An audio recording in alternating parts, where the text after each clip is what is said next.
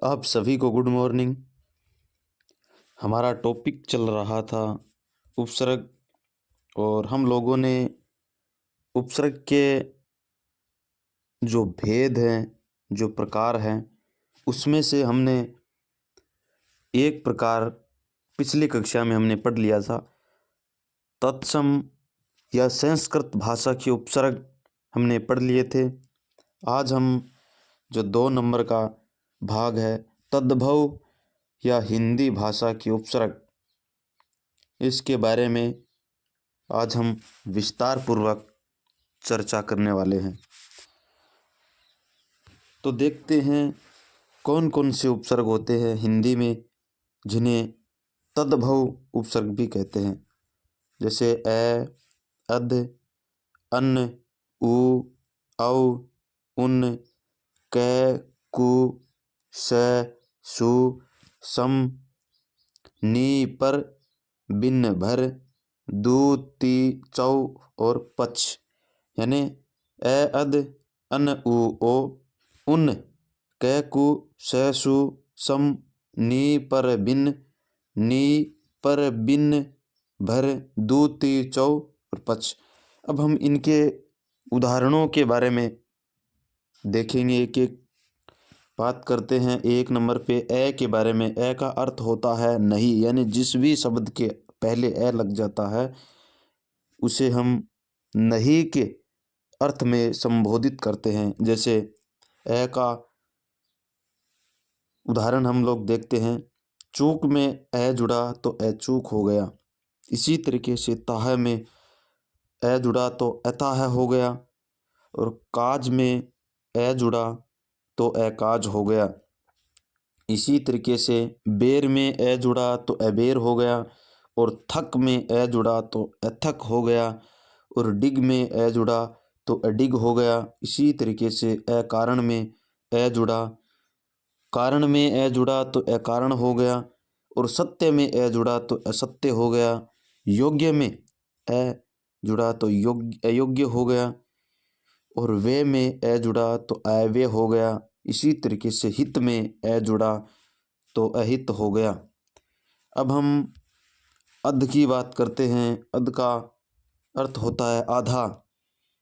अब इसका शब्दांश बनने वाले कौन कौन से, उसके बारे में देखते हैं कि पका में अध जुड़ा तो अध पका हो गया।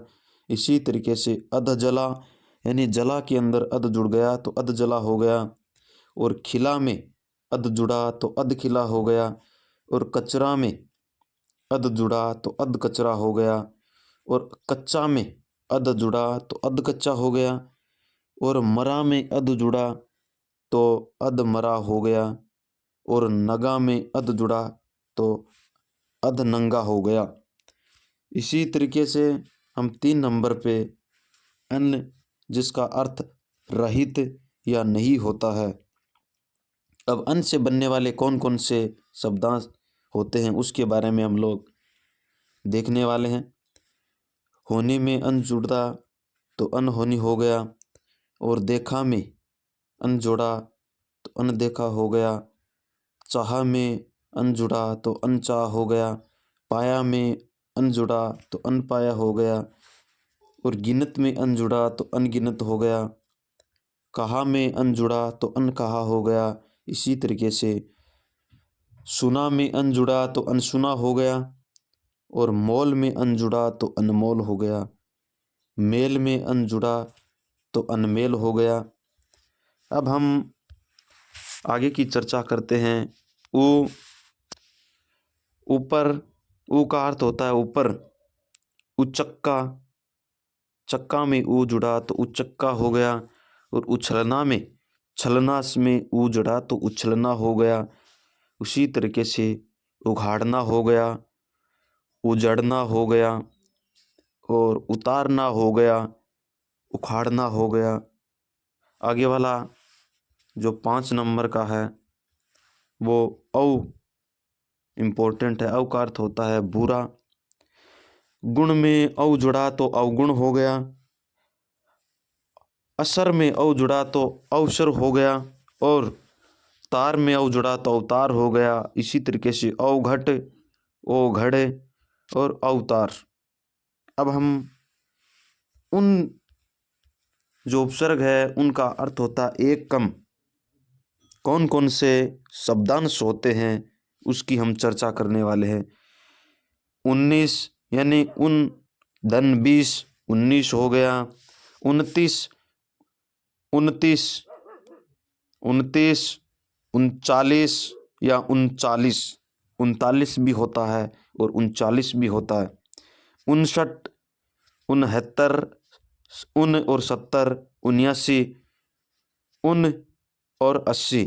ये 19 और 29 वाला उदाहरण थर्ड ग्रेड वृत्ति 2011 में आया हुआ है।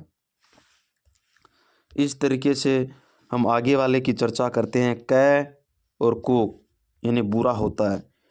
कपूत, पूत में कै जुड़ा तो कपूत।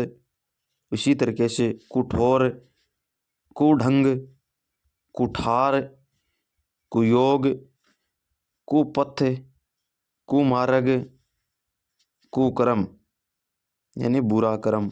आगे वाला जो 8 नंबर का है उसकी हम लोग चर्चा करने वाले हैं, वो है श। श का अर्थ होता है सहित या अच्छा। सपत्नीक, सपत्नीक में स जुड़ा हुआ है। इसी तरीके से साध, सानुज, सधन, अनुज, सानुज हो गया। इसमें अ प्रत्यय है। सपरिवार यानी परिवार में है। इसी तरीके से इसमें बहुव्रीहि समास, जो ये सपत्नीक, सानुज और सपरिवार, इन सब में बहुव्रीहि समास है। लोचन में स जुड़ा तो सलोचन, चेत में स जुड़ा तो सचेत। इसी तरीके से समित यानी स, इसमें आपको एक इम्पोर्टेंट बात है, यानी स या सह के साथ जिस भी शब्द के साथ जुड़े होते हैं उसमें बहुव्रीहि समास होता है। आगे वाला जो 9 नंबर है इसकी हम चर्चा करते हैं। सु का अर्थ होता है अच्छा, यानी सुघड़, सुजान, सुफल, सुडोल, सुशासन, सुयोग्य। अब हम आगे की 10 है, 10 नंबर का है सम। सम का अर्थ होता है सम्मान, समकोण, समबाहु, समतल, समतल या समत्रिभुज, समकालीन, समरूप और समरसता। आगे का जो नी उपसर्ग आगे वाला है नी यानी बुरा। निपुता, निडर, निठल्ला, निधड़क, निकम्मा और निगोढ़ा। आगे 12 नंबर पे हम बात करते हैं, वो है हमारा पर उपसर्ग। पर का अर्थ होता है दूसरा, यानी परहित, प्रकाश, परसेवा, परवरिश, परपोता, परदादा, परसुख, परदुख, परलोक, परदेशी। ये पराधीन और प्राश्रित ये बहुत ज़्यादा एग्ज़ामों में पूछा जाता है, इसलिए ये इम्पोर्टेंट है और हमें ध्यान रखना है।